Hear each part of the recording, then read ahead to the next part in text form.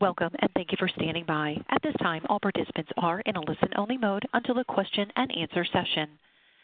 Today's conference is being recorded. If you have any objections, you may disconnect at this time. I will now introduce your conference host, Mr. Anthony Sargis. Sir, you may begin. Thank you, Catherine. Appreciate it. Welcome, everyone, to Duty Drawback New Opportunities. Today's Tuesday, April 2nd. We're going to go today from 1 o'clock to 2 o'clock Eastern Daylight Savings Time, so we're in Daylight Savings Time now. I'm Anthony Sargis with the U.S. Commercial Service Connecticut office. I'm also joined with my colleague Brian Beams out of the New Jersey Export Assistance Center as well, and he's going to be helping us out today with the Q&A session towards the end of the presentation. I'm going to plug one or two things here, and then we're going to get started. I'm going to turn it over to Jay Charco, President of International Tariff Management, and his team. First, there is a Q&A box. I think if you look at the bottom of your screen, there should be a little bubble there. You can pop that open, and if you have questions throughout the presentation, you can ask those questions and type them in. I do see one that already came in about a recording. Yes, this webinar is being recorded. We're going to review the recording after we finish today, and hopefully we'll get that out in the next few days. And then Jay's going to follow up with some other comments on the slide deck and those things. But you can also wait till the end of the presentation, the formal presentation, so maybe 50 minutes past the hour, we'll get started with that, and we'll do about probably 10 minutes of Q&A. And if we go over a couple minutes, we'll go over. Again, you'll press *0, and then Catherine will prompt you to ask those questions at that time. The one plug for me today is Connecticut Export Week is coming up. It's going to be this year, April 29th. Through May 3rd. We have 10 events planned that week. All of the events are free, so Connecticut Export Week 2019 is the only free event of its kind in the nation. This event is designated to encourage more businesses to take first steps towards going global. Attendees will have access to experts in building a global marketplace. Whether you are new to export or a successful exporter, you will find the events to be invaluable. If you visit ctexportweek.com, again, it's ctexportweek.com, you can take a look at all of those events. I think we have 8 webinars that week and a few in-person events. And again, if you are out of state, I know we do have some folks on the call that are out of state, more than happy to have you register for those events. Again, they're free, and you'll go through the same process as you did for today. So without further ado, I'm going to turn it over to Jay Charco, President of International Tariff Management. Jay. Thank you, Tony. I'd like to welcome everyone to this webinar on duty drawback. We're very pleased to have the Department of Commerce sponsor it, and we look forward to working with them in the future on many international related issues. We have over 30 years experience in duty drawback, and that has all come to an end with the new TFTEA laws, which we're going to discuss today. The situation has changed. I think you're going to find it very interesting on how drawback is now being operated by the U.S. Customs Service.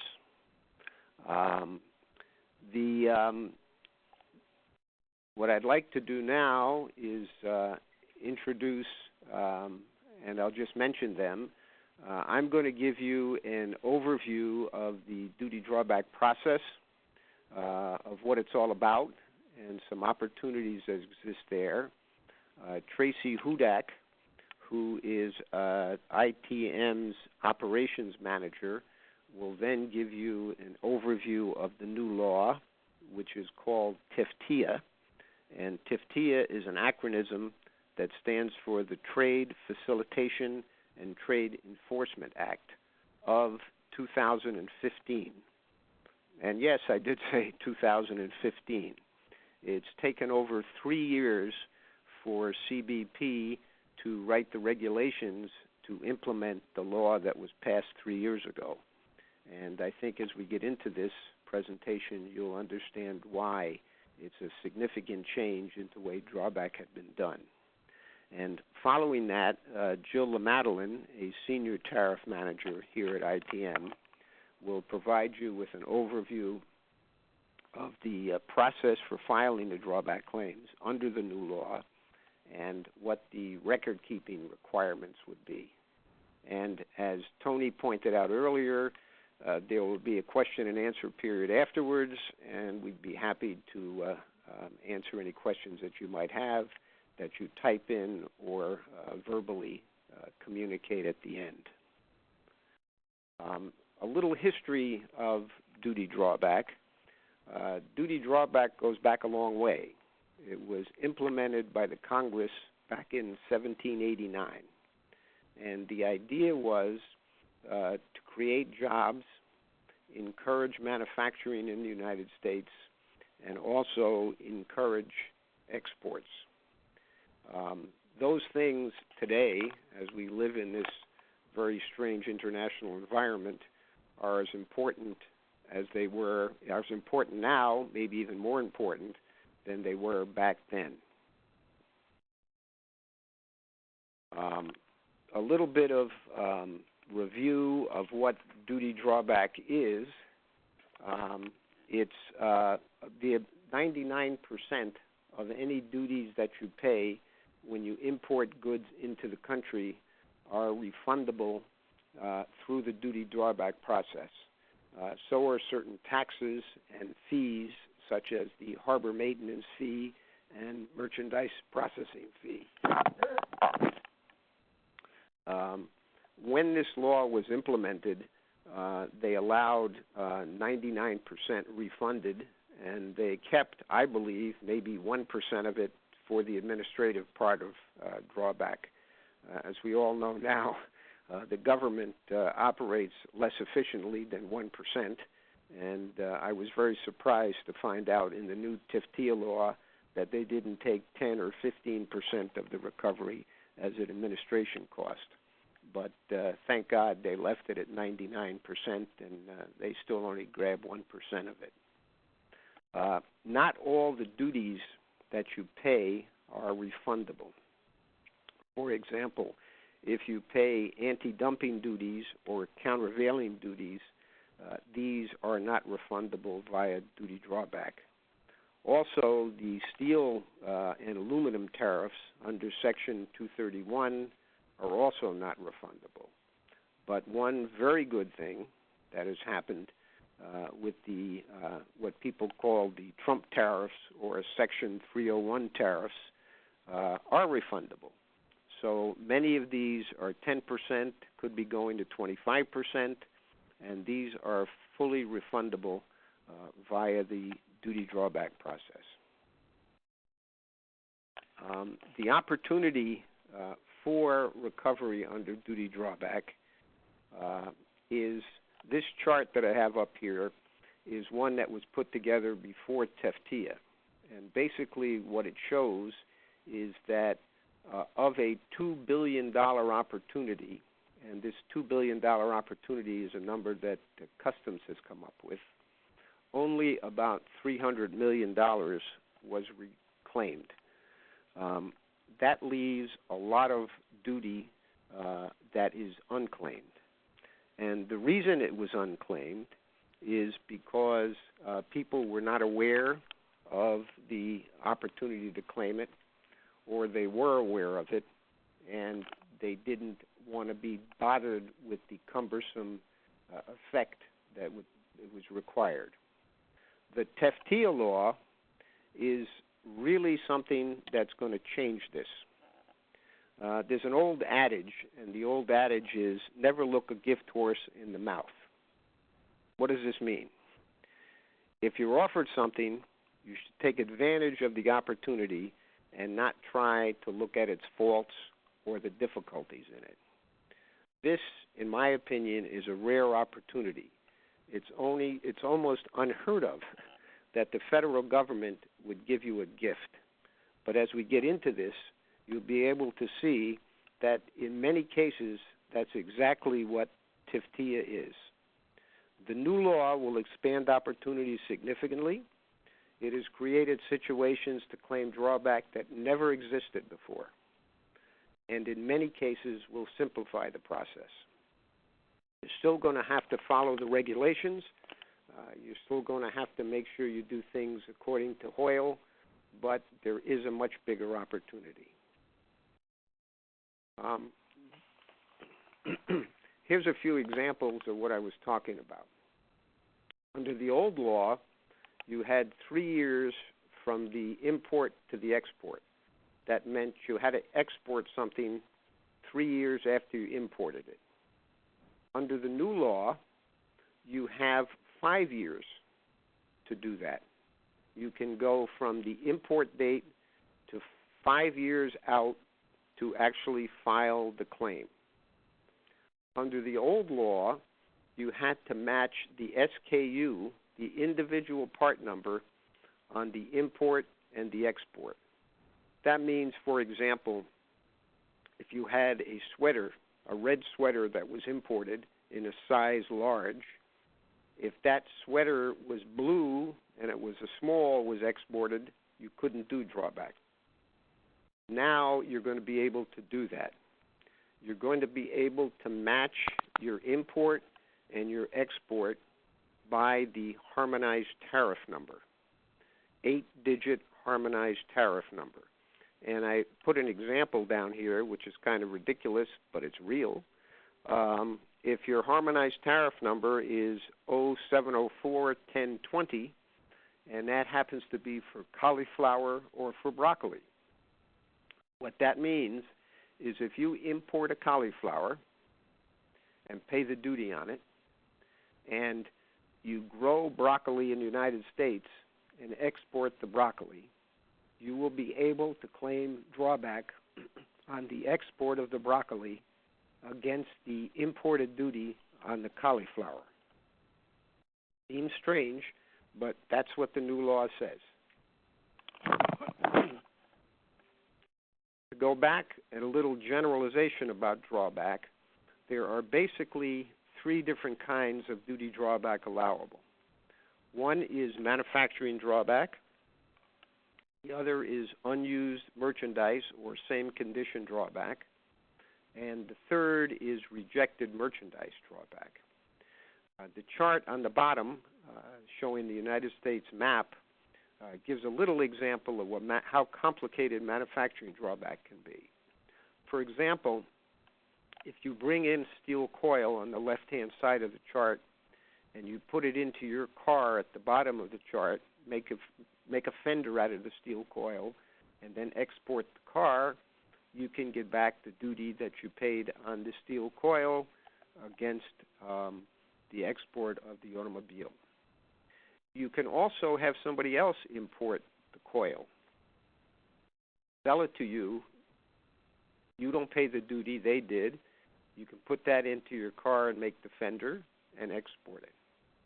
You can also have somebody import the steel coil, manufacture a fender in a factory, sell you the fender, put that into the automobile, and export it and get the drawback on the initial duty paid on the steel coil. There's one other thing that can be done is the law indicates that the person entitled to drawback is the exporter of record. Well, if you don't export the car, for example, and sell it to somebody who ships it out of the country, those rights can be signed back to you, and you can claim drawback on the automobile even though you're not the exporter. All of the situations I just described are all viable drawback opportunities. So the opportunity is very large for the manufacturing sector. When you get into the unused drawback situation, you really have 2 kinds of drawback. You have unused material, and then you have rejected merchandise. In this particular case, an import a cell phone, it comes in, you pay a duty on it, and you export it. The only requirement for unused merchandise is that it cannot be manufactured. You can, for example, bring in unused merchandise, and you can test it, you can clean it, you can repackage it, you can repair it, you can replace components in it, you can relabel it, you can even disassemble it. All these would be considered unused merchandise. And the same situation with rejected merchandise. If something comes into the country, it doesn't meet your specifications, and you send it back, you can also get drawback on that. There are a few other kinds of, excuse me, I have a cold, and I apologize. There are a few other kinds of drawbacks which are a little different. They're out of the beaten path, and they involve distilled spirits, wine and beer, and also what they call finished petroleum drawback. These are a little different than the standard drawbacks, but if you have a situation which covers these type of items, you would also be able to get drawback on it. The real key to, as I mentioned, under the TFTEA law, is the opportunity to match things on the 8-digit HTS number. There are exceptions to this, which Tracy and Jill will explain to you. But the bottom line is this really opens up a great opportunity. In the past, as I mentioned before, you had to match the serial number with the specific inventory methods, and you could do substitution, but you had to prove the items were commercially interchangeable. That's no longer necessary under the TFTEA law. There are a couple of exceptions to the 5-year window that I described before. One is for rejected merchandise. There's only a 1-year opportunity, a 1-year allowable time frame between the import and the export. And under finished petroleum products, there's only a 180-day difference between the import and the export. But in all of the other examples that I gave, the opportunity is to go back for the 5 years. Who can claim the drawback? Well, the exporter or destroyer of the merchandise, as I mentioned before, is enabled to claim the drawback. This right can be assigned over to the manufacturer, the producer, the importer, or some other intermediary party. And again, the assignment of these rights can be transferred between the parties. What does this really mean? It means that if you are, let's say, an importer, and you purchase domestic material from a domestic supplier, in this case, the supplier paid the duty. Well, if you investigate and find out that he did pay the duty and he's willing to provide you with the import documents so you can prove that the goods have been imported, you, when you export it, will be allowed to get duty drawback on it. This sometimes creates a problem because the importer might not want to give you the specific details of the importation because it'll show what their price is. So in those cases, if you work with an intermediary party, such as ITM or anyone else, they would sign secrecy agreements, allow the supplier to give you the detailed information, and then you would use that information, or we would use that information to claim the drawback claims and not share that with the client who is exporting it. And that allows the importer to keep their data confidential, and it also allows the exporter to obtain the drawback rights.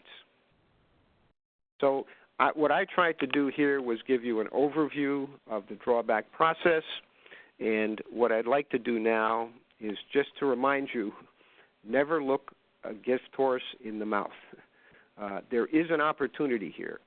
If you didn't do drawback before because it was too complicated, or if you didn't think it was worth going after, look at it again. I think this is a real opportunity, a real gift from the government in order to help improve your bottom line. What I'd like to do now is turn this over to Tracy Hudak, who will go over the new drawback law. And as I said before, we will be happy to answer questions at the end of the presentation. Thank you very much, and take it away, Tracy. Thanks, Jay. Hey, I'm going to interrupt for 1 second. Can I have the operator just move over the baton, the ball to Tracy? I can't move it at this time, so she can move the slides, please. Thank you. Go ahead, Tracy, you can get started. She's going to move it over to you. Okay, thank you. Hi, everyone. My name is Tracy Hudak, and I am the Operations Manager at ITM. Today I will be discussing the new drawback law. I will start by giving you all a little history of the new law. On February 24, 2016, President Barack Obama signed the Trade Facilitation and Trade Enforcement Act of 2015, which is referred to as TFTEA.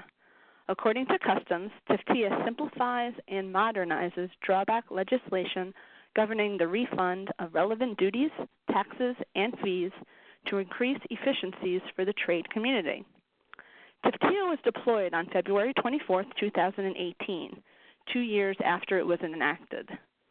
Customs allowed for a one-year transition period spanning from February 24, 2018 to February 23, 2019. During this period, drawback claimants could file new drawback claims under either the old law, known as CORE, or the new TFTEA law. The new drawback regulations, which incorporate TFTEA, were published on December 18, 2018. Since February 24, 2019, all drawback claims must be filed as TFTEA claims. So what are the similarities and differences between CORE and TFTEA? First, I will tell you what is the same. Those filing direct identification unused and rejected merchandise drawback claims will continue to operate as they did under CORE. For those claims, you will still need to connect the exported part number to the imported part number and claim drawback on the value of the imported part following the allowable inventory methods. Direct identification manufacturing drawback claims will also operate as they did under CORE. You can claim drawback on exported products that are manufactured in the United States with the use of the imported material. You can also file drawback on merchandise that is destroyed under customs supervision. What has changed? TFTEA has redefined substitution unused drawback. Claimants will no longer need to link the import to the export by part number. Instead, they can file drawback based on the 8-digit HTS number. If two different products have the same HTS number, but one was exported and the other was imported, you can use them in a substitution unused drawback claim.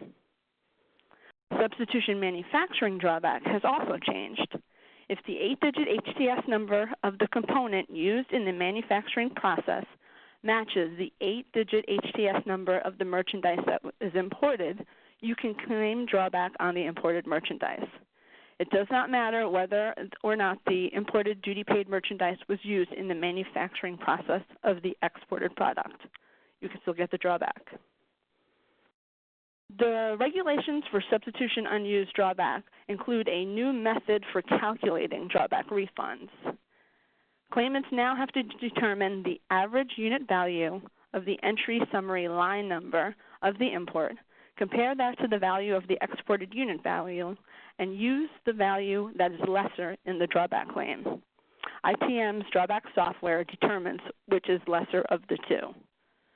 A new calculation is also used for substitution manufacturing claims.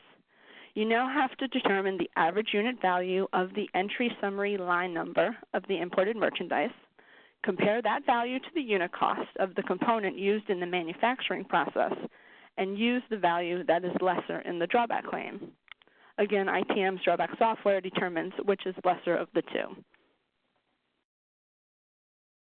Now, there are some limitations with TFTEA. Some substitution unused and substitution manufacturing drawback claims cannot include exports to Canada or Mexico. In addition, substitution unused drawback cannot include HTS numbers that fall under the other categories. This means merchandise can't be substituted if the 8-digit HTS subheading or the 10-digit HTS subheading both begin with the term other. But you can file direct identification unused claims or unused merchandise claims but you can claim direct identification unused claims on unused merchandise that is exported to Canada, exported to Mexico, or fall under the other category. So if you can't do it under a substitution claim, you can do it under direct identification. In addition, TFTEA has established the first filed rule. If an entry summary line number has been used in a substitution claim, merchandise under that entry summary line number may not be used in a non-substitution claim. Similarly, if a direct identification, unused, or rejected merchandise claim is first filed using that entry summary line number, then that entry summary line number cannot be used in a future substitution claim. You have to choose one or the other. The drawback refunds have also changed. Under CORE, manufacturing drawback claim refunds were limited to 99% of the duties paid on the imported merchandise. It did not allow for the recovery of other taxes and fees. TFTEA authorizes drawback refunds for 99% of duties, taxes, and fees, including merchandise processing fee and the harbor maintenance fee paid on imported merchandise for both unused and manufacturing drawback claims. Unfortunately, you still cannot obtain MPF or HMF refunds for rejected merchandise drawback claims. The filing process under TFTEA has also changed. Under CORE, drawback claims could be filed manually or electronically. Now, under TFTEA, all drawback claims must be filed electronically within the automated commercial environment known as ACE. There are also changes in the record retention requirements. Under TFTEA, all supporting records must be maintained for 3 years from the date of liquidation of the claim. In addition, forms that were once required are now obsolete. Under CORE, drawback claimants who are not the importer of record had to obtain a customs form called the Delivery Certificate for the Purposes of Drawback, which was also called a CD. You'd have to get this from the importer of record. That form is now obsolete. Drawback claimants still do have to get permission from the importer of record to use one of their import entries in a drawback claim, but the entry information can be provided using records kept in the normal course of business. Customs has also done away with the official drawback entry form, referred to as the Customs Form 7551, because drawback entries are submitted electronically now. Drawback bonds are still needed in order to receive accelerated payment of drawback claims, but the bond data is also submitted electronically. ITM can work with you to obtain electronic single transaction or continuous drawback bonds. One of the most dramatic changes under TFTEA is the duty drawback timeframes. Under CORE, there were different requirements for unused merchandise drawback and manufacturing drawback. Under TFTEA, the time frame is both simply 5 years from the importation of the merchandise to the date of filing a drawback claim. The biggest advantage of the new time frame is that the drawback claimant can claim exports that are almost 5 years old rather than 3 years that was allowed under CORE. Under CORE, now that the drawback claims must be filed in ACE, Customs has created a series of validations that a claim must pass before being accepted. These validations ensure that the claims contain correct data. Under CORE, ACE's validations were only on the import entry level. Under TFTEA, ACE's validations are on the line number level.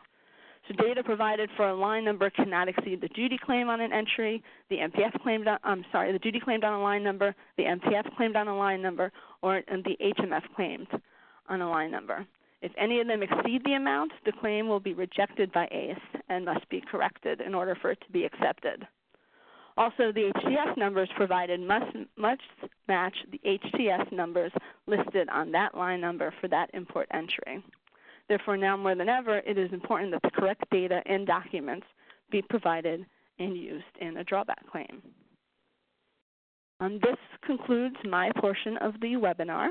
I will now pass the webinar over to my colleague, Jill LaMadeline. Jill, take it away. Thank you, Tracy. Appreciate that. Great. Thank you, Tracy and Tony. My name is Jill LaMadeline, and I'm a Senior Tariff Manager at ITM. and I'm going to talk about the duty drawback process. And as duty drawback is a privilege and not a right, a claimant must request permission to file with U.S. Customs. The type of privileges you must secure will depend on what type of drawback you will be filing. Claimants filing unused drawback. I think I am off a slide. Claimants filing unused drawback where there is no manufacturing process will want to secure waiver of prior notice and accelerated payment procedure. Waiver of prior notice, as the name would suggest, waives the requirement of prior notice of intent to export merchandise. Without it, a company would need to provide CBP with advance notification of export in order to allow for customs to inspect the merchandise. After an inspection or a waiver by customs of an inspection, a drawback participant without waiver of prior notice privileges would also need to provide original export documentation with each claim in order to file for drawback. Securing waiver of prior notice eliminates the necessity of filing prior to export, as well as the submission of original documentation. Therefore, an exporter can ship at will and claim the drawback within the regulated time frame allowed. A claimant will apply for a one-time waiver, which covers prospectively, and a retroactive waiver, which covers historical data. Both requests can be made in the same application and would require a complete and comprehensive set of trace documents. This trace would track one shipment from purchase order to import through inventory and ultimately export. The very specific data allows customs to audit the information that is available in the claimant's business operations to support proof of import, export, and inventory accountability. This supporting data ensures a filer's compliance with the drawback regulations and provides customs with assurances in order to permit them to participate in a duty drawback program. Once the waiver of prior notice privileges are granted, a filer only needs to provide the requested data to customs in the course of an audit or desk review. Typically, these scenarios are infrequent as customs has done the review as part of the privilege process. The second privilege that a company will want to secure when filing unused duty drawback is accelerated payment. With accelerated payment approval, a claimant will receive payment of a drawback claim within 4 to 6 weeks rather than having to wait for the claim to be liquidated. In addition, when requesting accelerated payment, the filer will have to choose to either post a single transaction bond with each claim or secure a continuous bond with CBP. ITM can assist in deciding which type of bond best suits your organization, as well as assist in securing the type that you choose. In order to participate in a manufacturing drawback program, a claimant will need to obtain a manufacturing drawback ruling from CBP. There are two different types of manufacturing drawback rulings. A general manufacturing drawback ruling is designed to simplify the drawback procedure for certain common manufacturing operations. If you can comply with the conditions of any of the published general manufacturing drawback rulings, you may notify the CBP Drawback Center, where your drawback claims will be filed in writing, of your intent to operate under that general manufacturing drawback ruling. The Drawback Center will provide an acknowledgement letter authorizing you to operate under the identified general manufacturing drawback ruling. If your manufacturing operations don't fall under one of the general manufacturing drawback rulings, you will have to submit a specific manufacturing drawback ruling to the Entry Process and Duty Refunds Branch of Regulations and Rulings in CBP's Office of International Trade. These types of rulings usually apply to manufacturing that includes chemical processes. As with unused drawback, a manufacturing filer will want to apply for accelerated payment. Once all of the necessary applications have been submitted to CBP, you can start filing drawback claims. It's important to note that while you can file the claims, you won't receive payment until the applications have been approved. These approvals can take 4 to 6 months. In order to file duty drawback, there is specific data that you will need. Most of the documentation required to file drawback is the same basic documentation that you accumulate in your normal course of business. This has changed as the new regulations are more moderate with their requirements. Required import data can be found on the entry summary form, the Customs Form 7501, and the accompanying commercial invoices and packing lists.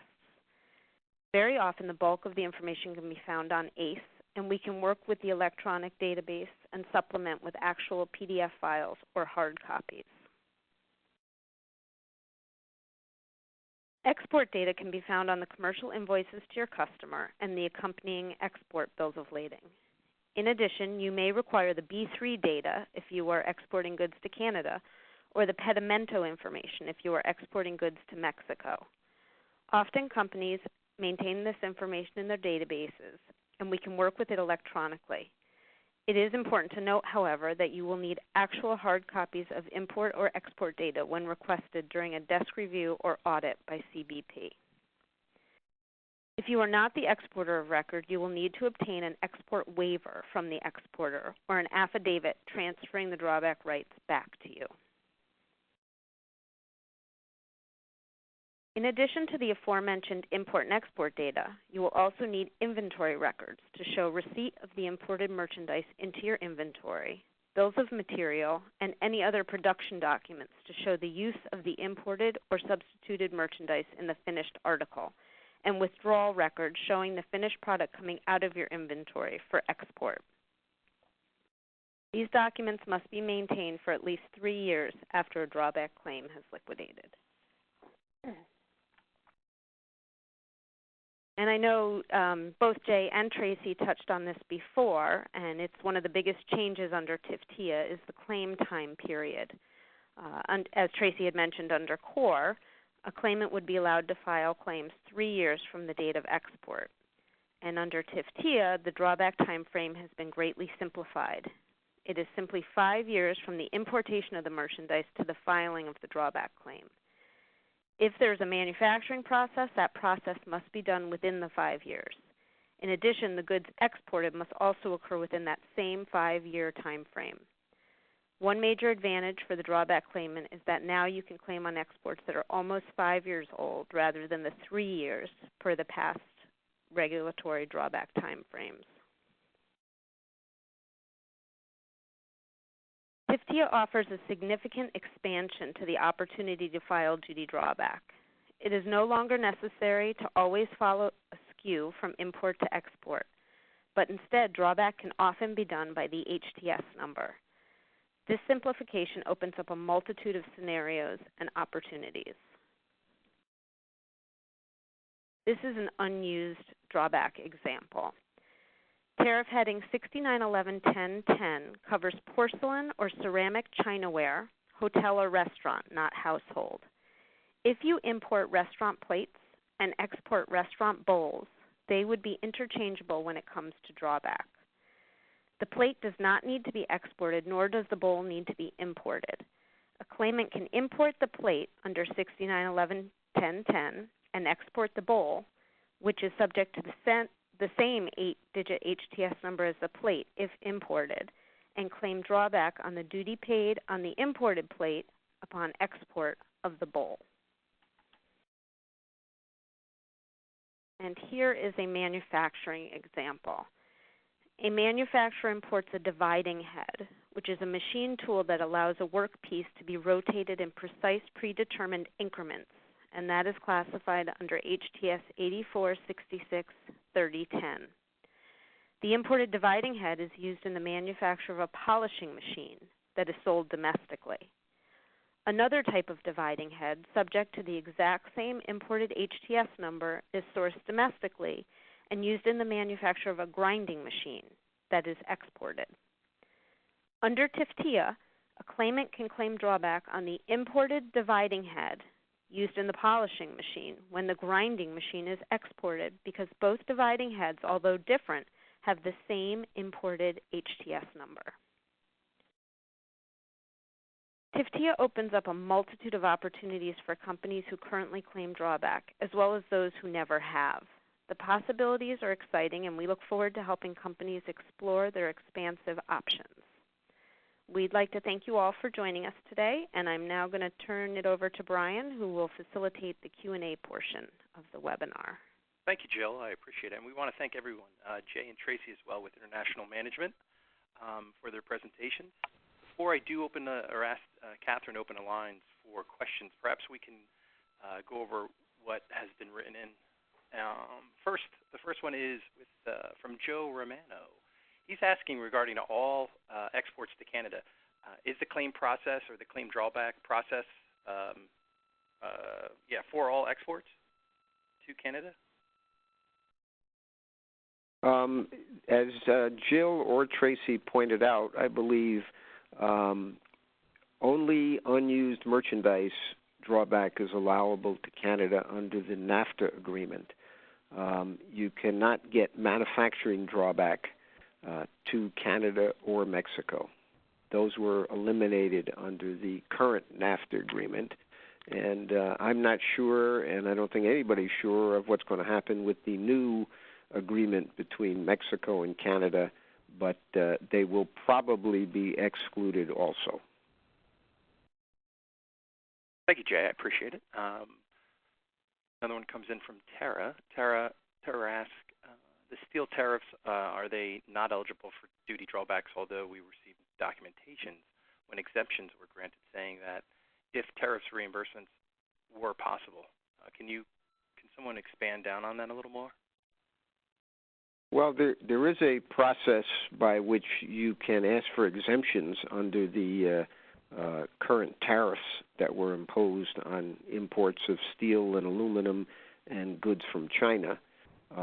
And as I mentioned, the aluminum, if you do have a tariff imposed on you from the aluminum or steel, those are not refundable under drawback, but all of the 301 tariffs are refundable under the drawback regulations.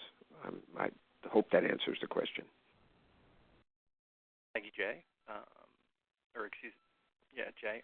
We have a question from Jason. Requirements for matching HTS-US numbers means for imported goods to export goods? I don't know if I understand that right myself. No, I think, Brian, what they're referring to is you have to match the HTS to the import. For unused merchandise, the HTS number would be on what you imported it for, and if you exported something, for example, that was not imported, one would have to assign it an HTS number, and that HTS number, if it was imported, would have to agree at the 8-digit level with the import. For manufacturing drawback, what you do for drawback purposes is, in essence, if you use 3 raw materials to manufacture a finished product, you would use the import of those, the harmonized tariff number of those 3 imported raw materials, and then when you exported the finished product, you would take the exported raw materials and relate their harmonized tariff number. So you'd be exporting the finished product, but for drawback purposes, you'd be exporting 3 of the raw materials, and those HTS numbers would have to agree. Yeah, that makes sense. See, I understood your question, Brian. Yeah, thank you. Catherine, can you open the lines for questions, please? We'll now begin our formal question and answer session. If you would like to ask your question by phone, please unmute your phone, press star 1, record your first and last name. To withdraw your question, you may press star 2. One moment for the first question.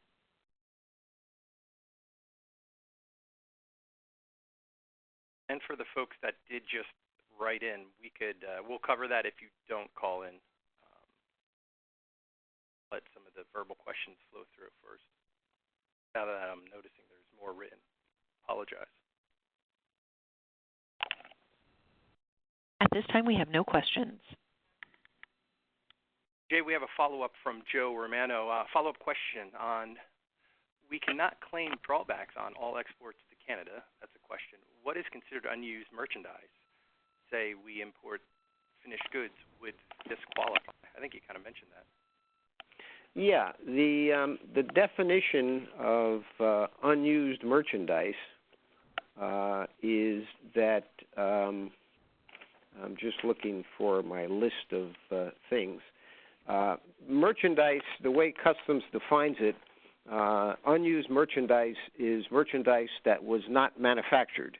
Now, that's a pretty obtuse definition, but basically what it means is that it's unused if it can go through various processes, and those processes are testing.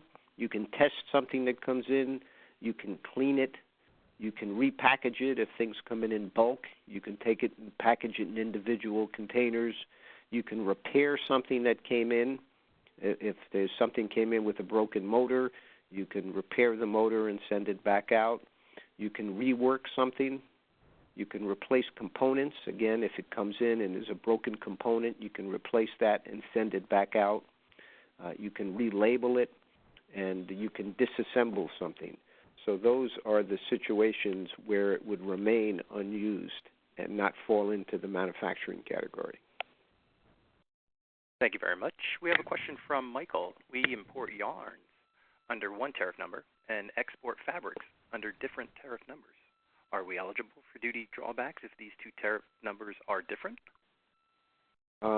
You would have to, if it's manufacturing, if you're taking the yarn and making the fabric out of it, again, as I explained, you would have to take the imported HTS number of the yarn and export it as yarn, even though it's in a finished fabric.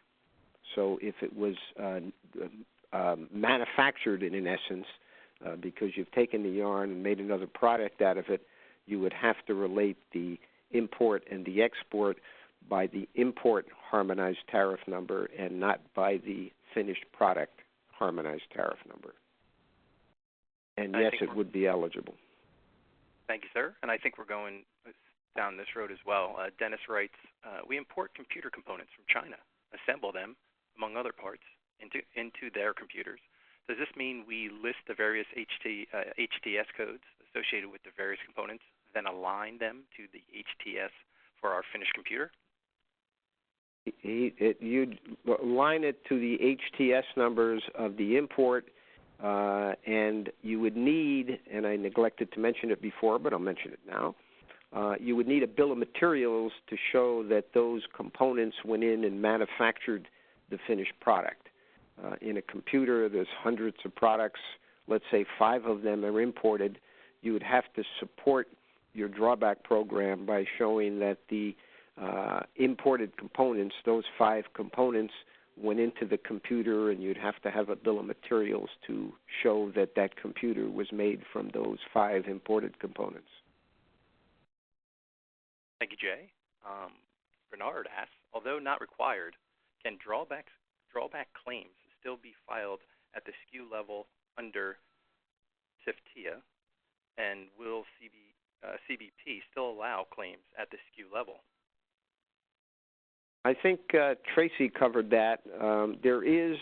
We were talking, the real advantage in drawback under TFTEA is the substitution provision where you can substitute by HTS number.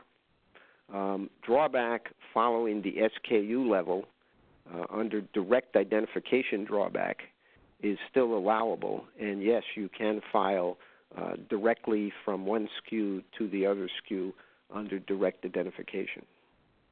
Thank you, Jay. I would like to thank all the audience that has submitted a question. Catherine, is there any other questions that queued up? We do have a question from the phone. Jay Hurley, your line is open. Yeah, thanks for taking the call or the question. This is a new concept to us. We're actually a bearing importer and exporter. The first question would be, is the 5 years that TFTEA now allows retroactive, which means back to 2014? And then the second part of the question is, to start the wheels turning on a drawback process, where do you first go? Into ACE, or is there a different area you go? Well, To answer your first question, is it retroactive, to coin a phrase from Sarah Palin? You betcha. You can go back and grab those 5 years of history that you have. And the second part of the question I missed. So the second part is merely the process. I'm not familiar. I heard ACE. You had to go into ACE. If I wanted to start the wheels rolling on this, we've certainly never done it as an organization, what would be the first part of the process I would do? Well, I would. There's two ways to do it. You can do it yourself, and you would reach out to Customs and Border Protection and look for the guidelines in filing applications to do drawback. Or you could contact a service provider such as ourselves who would look at your situation and put together the applications and assist you in putting the claims in with the government. But you could take either route. If you wanted to do it yourself, Customs would be very helpful in pointing you in a direction where the regulations are and what you had to do. Got it. Thank you. You're welcome. No further questions from the phone at this time. Jay, I just have a question for you. So you have a lot of these kind of component manufacturers, and maybe they're doing some metal processing, they're bringing in some steel coil, and they're manufacturing, they're doing some stamping or something, and they're selling to a big prime or tier one, and they don't know specifically if those, let's say it's going in a car or something, they don't know if that car is going to be exported or it's for domestic sales. How could they go about the duty drawback process if they don't really have all of that information, if they're selling to a big prime or tier one? And obviously they do export, but they don't know if that component's actually going in an automobile that's being exported.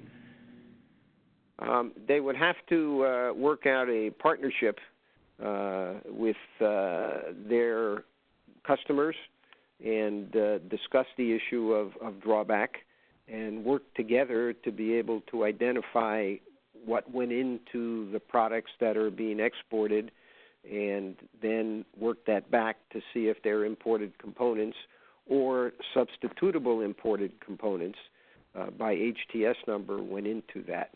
But I think they'd have to work it together with the manufacturer and the exporter in order to investigate the opportunity. Do you see a lot of smaller manufacturers doing that are primarily like CNC shops and stuff like that are selling the primes and tier ones?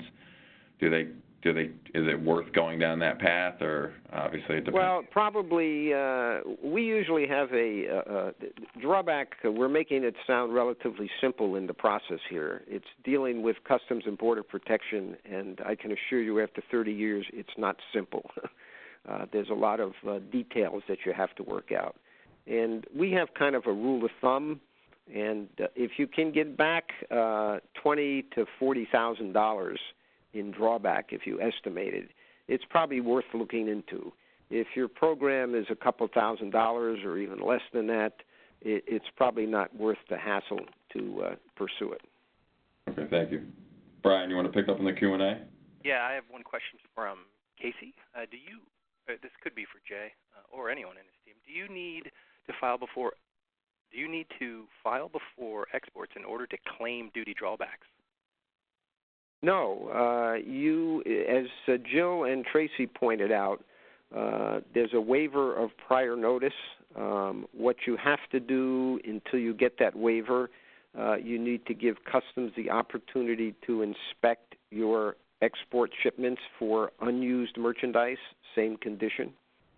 And if you do that and give them the opportunity to inspect, you do not have to claim it on exports that took place. You can go back retroactively and get drawback back for the 5 years that we talked about. You can also get a waiver, I think as Tracy pointed out, retroactively. So you can go back once you get approval to do drawback, which could take 4 to 6 months. You can still file retroactively and get drawback going back to 5 years on the unused merchandise. Thank you, Jay. I appreciate it. Catherine, I'll ask one last time. Is there any questions on the line? We have no further questions in queue at this time. Thank you, ma'am. Tony, I'll send it back to you. All right, thank you. So we're a little bit ahead of schedule today. We'll wrap it up early. I just wanted to thank International Tariff Management, Jay, Tracy, and Jill for coming on today. Thanks for Brian for doing the Q&A period. Again, just want to remind everyone to visit ctexportweek.com. We're doing 10 different events that week on different export education, a few webinars as well. All of the events are free that week, so I encourage you to visit the ctexportweek.com and register for some of those events. You don't necessarily have to be a CT company to register for those events. And again, just thank you, everyone. If you have any questions, comments, any concerns, or anything like that, feel free to reach out to me. And if you have any ideas for other training moving forward, let us know. Thank you, everyone. This will conclude today's conference. All parties may disconnect.